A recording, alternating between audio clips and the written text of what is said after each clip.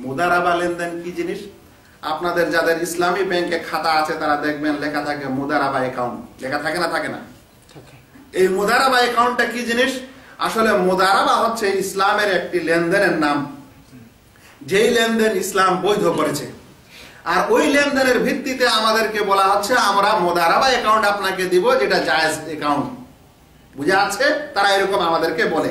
মুদারাবা জিনিসটা কি শুনেন, মুদারাবাটা হলো দাফু মালিন মালুমিন লিমান ইয়াত্তাজিরু বিহি বিবাদ রিবহিহি। বলেন একটা বিশেষ অঙ্ক, একটা নির্দিষ্ট অঙ্কের টাকা কাউকে ব্যবসার জন্য দেওয়া। আবারও বলি, একটা বিশেষ অঙ্ক টাকা, মানে বিশেষ টাকা যেটা জানা, 1 লাখ 2 লাখ 1000 2000 কাউকে দেওয়া কিসের উদ্দেশ্যে? ব্যবসার উদ্দেশ্যে। সে ব্যবসা করার পর যা লাভ হবে সেই লাভের কিছু অংশ যে টাকা দিল সে নিবে। লাভের কি নিবে? কিছু অংশ নিবে। কথাটা আরো ভালো করে বুঝেন যে তাহলে মুদারাবা কাকে বলা হয়? মুদারাবা বলা হয় যে একজন ব্যক্তির কাছে পয়সা নেই আর একজন ব্যক্তির কাছে পয়সা আছে। যে পয়সা আছে হয়তো সে ব্যবসা বাণিজ্য করতে জানে না বা ইত্যাদি ইত্যাদি কারণ, এ চাচ্ছে যে তার পয়সাটার দ্বারা ব্যবসা করুক। কে ব্যবসা করবে? অন্য ব্যক্তি। এখন তাকে পয়সা দেওয়া হলো যে ভাই তুমি এই পয়সাটা নেও, নেওয়ার পর ব্যবসা করো। ব্যবসা করার পর যা লাভ হবে, মূলধন ওটা কোনো কথা না, যা লাভ হবে সেই লাভ থেকে আমাকে আধা দিও, তুমি আধা নিও। কিংবা সেই লাভ থেকে তুমি আমাকে 20% দিও আর তুমি 80% নিও। এটাকে কি বলা হচ্ছে? মুদারাবা। এটাকে বলা হয় বাইয়ে মুদারাবা বা মুদারাবা লেনদেন। মুদারাবা দারাবা ইয়াদরিবু, ইয়াদরিবুনা ফিল আরদ, এই কথাটা কোরআনে এসেছে। এর মানে হচ্ছে যারা জমিনে, যারা এই পৃথিবীতে ব্যবসা বাণিজ্যের জন্য চলাফেরা করে, তো এই জন্য এর নাম রাখা হয়েছে মুদারাবা। এখন এই মুদারাবার নিয়ম হলো এটা। তাহলে মুদারাবার প্রথম কথাই হলো যে ব্যবসার জন্য পয়সা দিতে হবে। কিসের জন্য? কি উদ্দেশ্যে? ব্যবসার উদ্দেশ্যে, অন্য কোনো উদ্দেশ্য না। দ্বিতীয় নম্বর কথা হলো যে যা লাভ হবে সেই লাভ থেকে যে টাকা দিচ্ছে সে কিছুটা নিবে, আর যে খাটছে ব্যবসা বাণিজ্য করছে ও কিছুটা নিবে। এবং ওই পার্সেন্টেজটা লিখিত হবে, স্পষ্ট হবে যে আমি কত পার্সেন্ট নিব আর তুমি কত পার্সেন্ট নিবে। ওরা উভয়ের সম্মতিতে যেটাই পার্সেন্টে সম্মতি হবে সেটাই গ্রহণীয়। সেটা আধা হোক, সেটা 80%, 10%, 20%, যেটাই তারা সম্মতি হবে সেটাই গ্রহণীয়। এটা হলো দ্বিতীয় শর্ত মুদারাবা। তৃতীয় শর্ত হলো মূলধনে যদি লাভ ক্ষতি হয়ে যায় তাহলে কি হবে? মূলধনে যদি ক্ষতি হয় তাহলে শুধুমাত্র মালিক বহন করবে, যে মুদারাবা ব্যবসাকারী সে কিন্তু বহন করবে না। বুঝে আছে ভাই? কথাটি স্পষ্ট করে। এটাকে বলা হচ্ছে আসলে কি? মুদারাবা বা বাইয়ে মুদারাবা। কিন্তু মূলধন যদি ইচ্ছাকৃতভাবে ওই লোক নষ্ট করে দেয়, যাকে ব্যবসা করতে দেওয়া হয়েছে, সে যদি ইচ্ছাকৃতভাবে নষ্ট করে দেয় তাহলে কিন্তু তার অনুরূপ তাকে ফেরত দিতে হবে। আর তার অনিচ্ছায়, যেমন ব্যবসা বাণিজ্য মানুষ করে, ব্যবসা বাণিজ্যের সময় অনেক সময় লাভ হয়, অনেক সময় কি হয়? ক্ষতি হয়। তাই এরকম অনিচ্ছায় তার ক্ষতি হয়ে গেছে, তাহলে কিন্তু সেই ক্ষতির ভাগটা ওই ব্যক্তি নিবে না যে ব্যক্তি ওর পয়সা করে নিয়ে ব্যবসা বাণিজ্য করছে, ও ক্ষতি নিবে না। ক্ষতির মালিকটা হবে একমাত্র কে? মালিক, যে পয়সা দিয়েছে। তাহলে মুদারাবা জিনিসটা, মুদারাবা বিষয়টা বোঝার জন্য সারাংশ হলো এই যে মুদারাবা একটি বৈধ ব্যবসা ইসলামে বৈধ করেছে। তার প্রথম বৈশিষ্ট্য হলো যে কোন এক ব্যক্তি কোন এক ব্যক্তিকে ব্যবসা করার জন্য পয়সা দিবে, অর্থ দিবে। তাহলে একজন হচ্ছে দাতা আর একজন হচ্ছে গ্রহীতা। যে গ্রহীতা সে ব্যবসা বাণিজ্য করবে, এই উদ্দেশ্যে টাকা দেওয়া হয়েছে। দ্বিতীয় বৈশিষ্ট্য হচ্ছে যে যখন এই ব্যবসার মাধ্যমে লাভ হবে তো লাভের অংশ উভয়ের মধ্যে বন্টন হবে, উভয়ের সম্মতিতে, যত পার্সেন্ট হোক না কেন। তৃতীয় নম্বর কথা হচ্ছে যদি মুদারাবার মূলধন নষ্ট হয়ে যায়, ওই যাকে পয়সা দেওয়া হয়েছে তার অপকর্মের কারণে, তার ইচ্ছায়, অবহেলায়, তাহলে কিন্তু তাকে ওই যে টাকা দেওয়া হয়েছে ওরকম টাকা ফেরত দিতে হবে মালিককে। যদি তার অনিচ্ছায় মূলধনে ক্ষতি হয়ে যায় তাহলে কিন্তু সেই আমেল, যে কর্মচারী, যে ব্যবসা বাণিজ্য করছে, সে তার কোনো ক্ষতিতে অংশ নিবে না। একে কি বলা হয়? মুদারাবা বলা হয়। এরকম যদি কেউ ব্যবসা বাণিজ্য করেন তাহলে ইসলামে জায়েজ। এখানে একটি কথা বলি, একটি বুদ্ধি আপনাদের পরামর্শ স্বরূপ বলি, যে যদি আজকাল এরকম করে আপনি কোনো মানুষকে পয়সা দেন ব্যবসা করার জন্য, তো এখন অধিকাংশ ব্যবসায়ী অসৎ। আপনার পয়সা দিয়েছেন, মূলধন দিয়েছেন 1 লাখ রিয়াল বা 1 লক্ষ টাকা, আপনাকে দেখাচ্ছে যে খাসারা হয়ে গেল। আপনার মাল কত হয়ে গেছে? বলছে 80,000-এ চলে এসেছে, 50,000-এ চলে এসেছে। এখন শরিয়ার দৃষ্টিতে কি কথা, যে ওর যদি এটা অবহেলায় না হয়, ওর অবহেলায় যদি এরকম না হয়, তাহলে কিন্তু খাসারাটা মালিককেই নিতে হবে। তাহলে আপনার খাসারা হয়ে যাচ্ছে এরকম টাকা দিলে। কি করতে পারেন বায়ে মুদারাবার ক্ষেত্রে?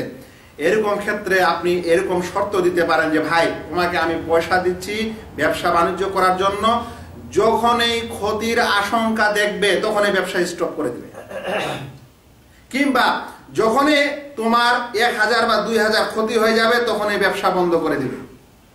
তাহলে এরকম শর্ত দিলে আপনার কি হতে পারে, আপনার যেটা ক্ষতির আশঙ্কা আছে মালিককে সেটা কম হয়ে যেতে পারে বা না হতে পারে। আর লাভ যখন হবে তখন আপনি বলবেন যে লাভের সময় তুমি ব্যবসা চালিয়ে যাও, আর যখন ক্ষতির আশঙ্কা থাকবে তুমি ব্যবসা বন্ধ করো।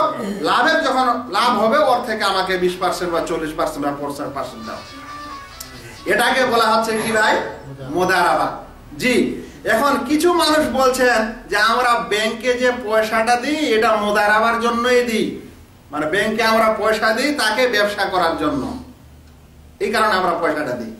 এখন আপনি বায়ে মুদারাবা বা মুদারাবা লেনদেনের সঙ্গে ব্যাংকের এই লেনদেনটা একটু বুঝে নেন। 1 নম্বর কি জিনিস আছে? প্রথম নম্বর, মুদারাবাতে অন্যকে পয়সা দেওয়া হয় কিসের জন্য? ব্যবসার জন্য। ব্যাংকে যখন আপনি পয়সা দেন তখন কি লিখিত আকারে এটা কোথাও লেখা থাকে যে আপনি ব্যবসার জন্য পয়সা দিলেন? ফিক্সড ডিপোজিটে লিখতে হয় যে আপনি ব্যবসার জন্য দিলেন না? ওরা বলে যে আমরা ব্যবসার জন্য নিলাম, বলে কি? কোন সেভিংস অ্যাকাউন্টে এটা কথা বলে কি? কোন ইন্স্যুরেন্স এটা বলে কি? তাহলে ওরা ব্যবসার জন্য নেয় এরকম কোনো ঘোষণা দেওয়া হয় না, সত্যিকারে তারা ব্যবসার জন্য নেয় না। আমি বললাম যে ওটা আসলে ঋণ স্বরূপ নেয়, যেমন একটু আগে শুনলেন। তাহলে 1 নম্বর পার্থক্য পাওয়া গেল যে ব্যাংকে যে পয়সাগুলি দেওয়া হয় সেগুলো বায়ে মুদারাবার যেটা উদ্দেশ্য সেই উদ্দেশ্যে নয়।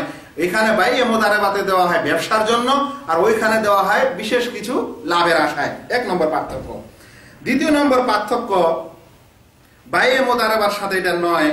পার্থক্যটা কি? সেটা হলো এই যে আপনি যে ব্যাংকে পয়সা করে রাখেন, যে কোনো অ্যাকাউন্টে রাখেন না কেন, সেটা নষ্ট হয়ে গেলে ব্যাংক দিতে বাধ্য না বাধ্য নয়? ব্যাংক দিতে বাধ্য। কিন্তু বায়ে মুদারাবার বেলা যে ওই পয়সা করে নিয়ে ব্যবসা বাণিজ্য করবে, ওর অনিচ্ছায় যদি কিছু নষ্ট হয়ে যায় তাহলে সে কি দিতে বাধ্য? সে দিতে বাধ্য নয়।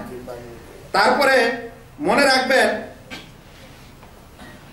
এখন আপনাদের যে জিনিসটা বোঝা দরকার যে কিছু মানুষ এই যে আমাদের ইসলামী ব্যাংকে বায়ে মুদারাবা বা মুদারাবা অ্যাকাউন্ট খোলে আর পয়সা নেয় মানুষের কাছে, আর বলে যে আমরা আপনাদেরকে কোনো ফিক্সড টাকা দিচ্ছি না, ফিক্সড দিলে সুদ হবে, আর ফিক্সড না দিলে আমরা ব্যবসা বাণিজ্য করে আপনাদেরকে যা কিছু দিব সেটা আপনার জন্য বৈধ হবে। এই কথা বলে কিন্তু আমরা অনেকে বায়ে মুদারাবা বা মুদারাবা অ্যাকাউন্ট খুলছি, ঠিক আছে? এখন কথা হলো যে ব্যাংকে আপনি মুদারাবা অ্যাকাউন্ট খুললেন তারা আপনার পয়সাটাকে ব্যবসায় খাটায়, এটা কি আপনি জানেন? 2 নম্বর প্রশ্ন হলো, যেই ব্যবসায় খাটায় সেটা কি মুবাহ বা জায়েজ ব্যবসা না হারাম ব্যবসা? আপনি মুদারাবার সময় যদি কোনো মানুষকে পয়সা দেন যে ভাই আমার এই পয়সা নিয়ে ব্যবসা করো, আর ও যদি মদ লেনদেনের ব্যবসা করে তো জায়েজ হবে? তাই কোন ব্যাংক যদি আপনাকে বলে আমাদের কাছে মুদারাবা অ্যাকাউন্টের সিস্টেম আছে আর আপনার পয়সা নেওয়ার পর ও সুদি ব্যাংকে রেখে দিয়েছে, তাহলে ওটা জায়েজ হবে? ওটা জায়েজ হবে না, যদিও সে নামটা বলে কি যে আমাদের অ্যাকাউন্টটা হচ্ছে মুদারাবা অ্যাকাউন্ট। মুদারাবা অ্যাকাউন্ট যতগুলো আজ ব্যাংকে দেখা যায়, সাধারণত ইসলামী ব্যাংকে যারা এটা নাম দিয়েছে, সাধারণত দেখা যায় যে তারা এরকম চুক্তি আমাদের কাছে করে পয়সা নেয় না যে তোমার পয়সা যদি নষ্ট হয়ে যায় তাহলে তোমাকে আমরা কম পয়সা দিব, যা জমা দিয়েছো তার চেয়ে কম দিব। এরকম বলে কি? এরকম বলে না, বরং বলে তোমরা রেখে দাও, আমরা তোমাদেরকে কিছু % দিব, মূলধন যেটা সেটাতে ক্ষতি হলে তোমাকে ক্ষতি দিব, এর উল্লেখ থাকে না। তাই মুদারাবা ব্যাংকগুলোতে অ্যাকাউন্টগুলোতে যেগুলো করা হয়েছে কখনো আপনাদেরকে টাকা সেখানে ফিক্সড রাখেন আর কিছু রাখেন, আপনাদেরকে কি কম দেয়? বলতে পারেন ও যেটা লাভ দিতে চেয়েছে তাতে কম বেশি করতে পারে, কিন্তু মূলধনে কোনো কম বেশি হয় না। তাহলে মূলধনে কম বেশি হবে না, এটাকেই কর্য বলা হয়। যেমন একটু আগে শুনলেন, আর যতগুলা ব্যাংক নেয় সব ব্যাংক কিন্তু এই নিয়মেই নেয় যে যা টাকা নিয়েছে যা কিছু ওদের হোক না কেন আপনাকে সেটা ফেরত দিবে। যেমন কর্জের সময় যা কিছুই হোক না কেন ঋণদাতাকে তাকে সেই ঋণী ব্যক্তিকে পুরো টাকাই ফেরত দিতে হয়। তাহলে মুদারাবা অ্যাকাউন্টের নাম দিয়ে যদি এরকম হয় যে তারা পয়সাটা আসলে ব্যবসার জন্য নেয় না, বা ব্যবসার নাম করে নেওয়ার পরও তারা পয়সাটা সুদি ব্যাংকে রাখে, কিংবা ধরে নেন যে সুদি লেনদেনে রাখে, তাহলে কিন্তু সেটা আপনাদেরকে বা আমাদেরকে সেই ব্যাংকওয়ালারা ধোঁকা দিচ্ছে, প্রতারণা করছে। অনুরূপ যখন মুদারাবার নিয়মই হচ্ছে যে মূলধন যেটা সেটা মধ্যে কম বেশি হতে পারে, যে ব্যবসা বাণিজ্য করছে সে তার মাধ্যমে অনেক সময় তার অনিচ্ছাকৃত ব্যবসাতে ক্ষতি হতে পারে। ক্ষতি হলে মুদারাবা দাতা যে পয়সা দেয় ব্যবসা করার জন্য তাকে সেই ক্ষতির সহ্য করতে হবে। কিন্তু ব্যাংকওয়ালারা যখন এই মুদারাবা অ্যাকাউন্টের নামে নিচ্ছে তখন কিন্তু তারা কোনো ক্ষতি দিচ্ছে না, বা ক্ষতির কোনো তাদের কোন রকম লেনদেন দেখা যাচ্ছে না, বরং তারা মূলধন অবশ্যই ফেরত দিচ্ছে, ক্ষতির কোনো বিষয় সেখানে তারা দেখাচ্ছে না। হ্যাঁ, লাভের সময় কম বেশি লাভ দিচ্ছে এতখানি মাত্র। তাই মুদারাবা অ্যাকাউন্ট গুলিকেও বিবেচনা করার দরকার আছে যে এগুলা আসলে সুদহীন অ্যাকাউন্ট না আসলে সুদের কিছু না কিছু রূপে সুদের আওতায় রয়েছে।